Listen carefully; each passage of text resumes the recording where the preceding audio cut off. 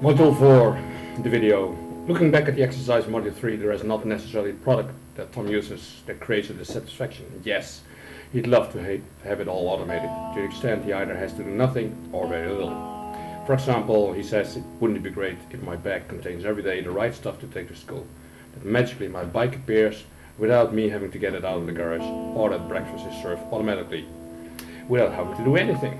Obviously, there is a solution. It is called a butler. Dream on, Tom.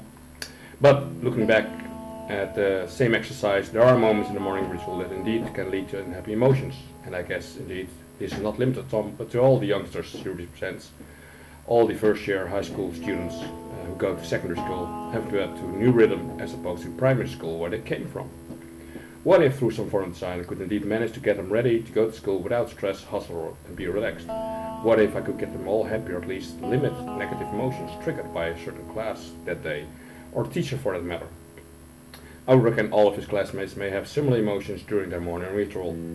So the context is really the morning ritual, getting ready to school, including materials and emotional mindset. Evidently, whatever the solution is, these kids have no money to spend, or little. So whatever it is, it needs to be extremely low cost.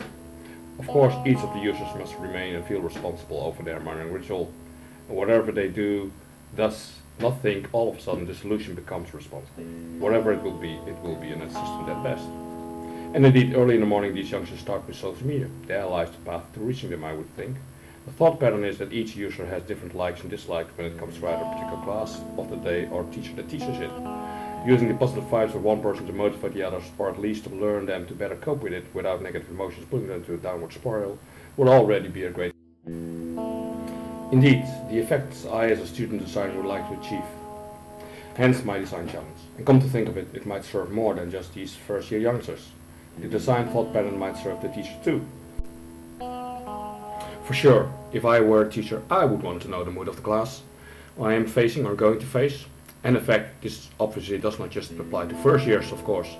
See thus the potential users increase.